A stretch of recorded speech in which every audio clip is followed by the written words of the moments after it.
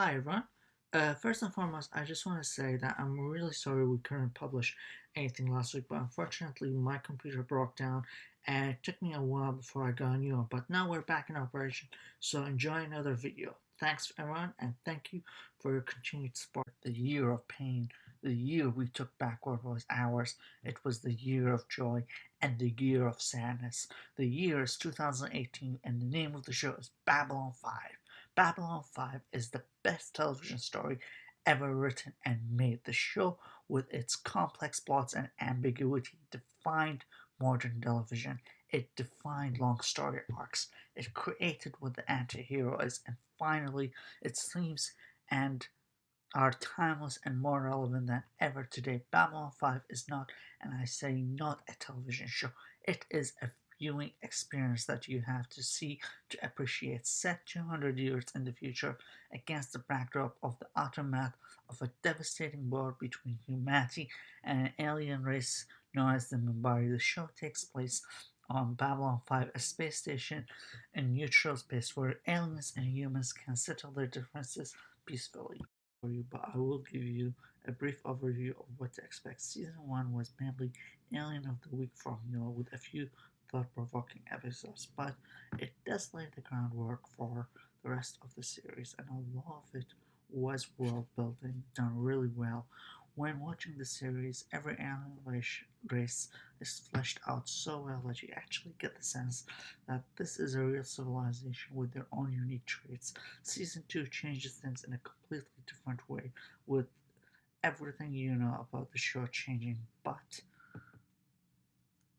as the old proverb goes, it's done in a way that the more that changes, the more that stays the same. It's actually in season 2 that so many awesome storylines are established, and the stuff in the first season starts to make a lot more sense. The rest of the show really picks up from there.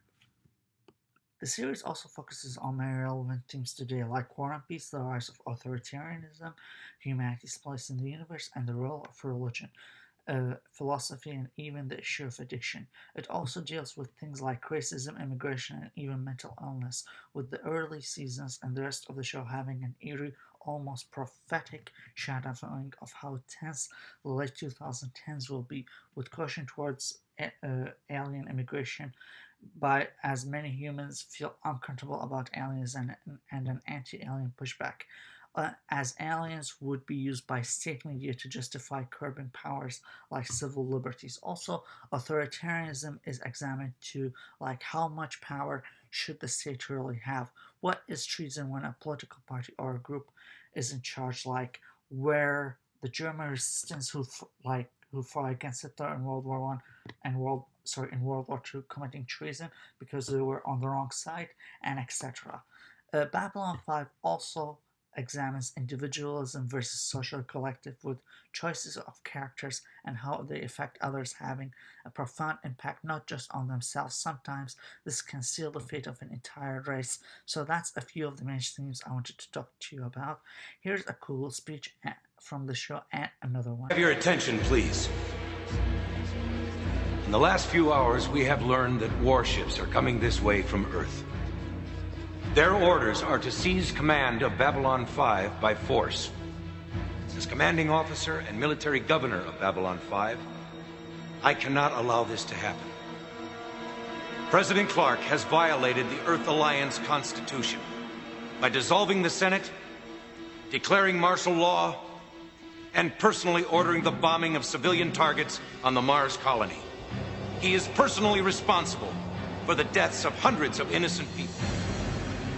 Following these attacks, Orion 7 and Proxima 3 have broken away from the Earth Alliance and declared independence. Babylon 5 now joins with them.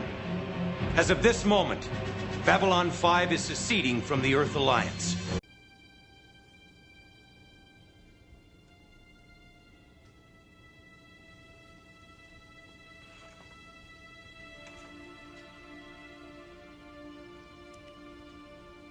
No dictator, no invader can hold an imprisoned population by force of arms forever. There is no greater power in the universe than the need for freedom. Against that power, governments and tyrants and armies cannot stand. The Centauri learned this lesson once. We will teach it to them again. Though it take 1,000 years,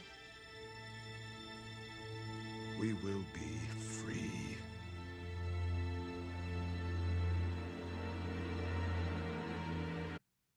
On Babylon 5, there is an entire cast of amazing characters that I wish I could describe to you all, but I can't because we don't have enough time.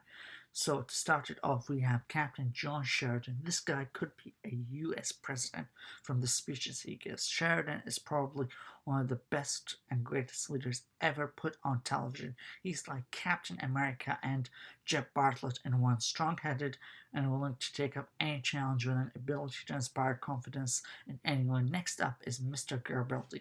This guy is like John McClane on TV. That's the best way to describe him. Garibaldi has a drinking problem, which fits into the show's theme of addiction really well, but he's also a really cool guy. He's like one of the most badass people on the show. You want him on your team. He's got a sixth sense on stuff, and he feels like you can really get anything done. Next up is Suzanne Ivanova. She is the very definition of woman in power, with a sixth sense and an ability to get anything done and a killer attitude.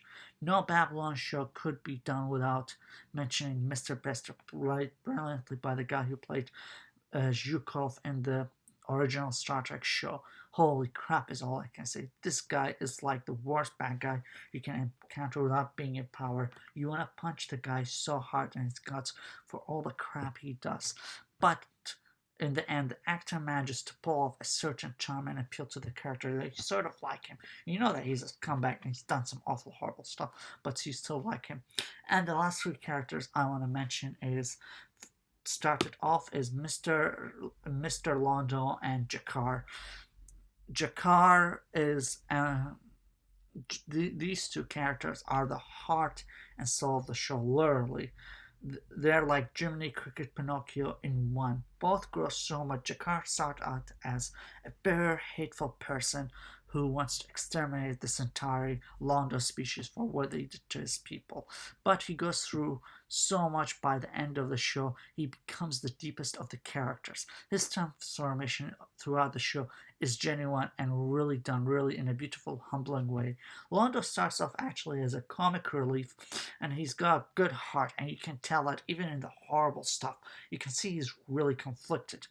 And that's the beautiful part about Londo.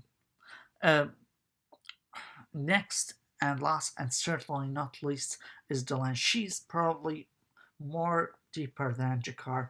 Delenn is probably one of the best characters and one of my favorites put on TV. Delenn is a kind-hearted person who can't stand the suffering of others, and she will stand up for the weak.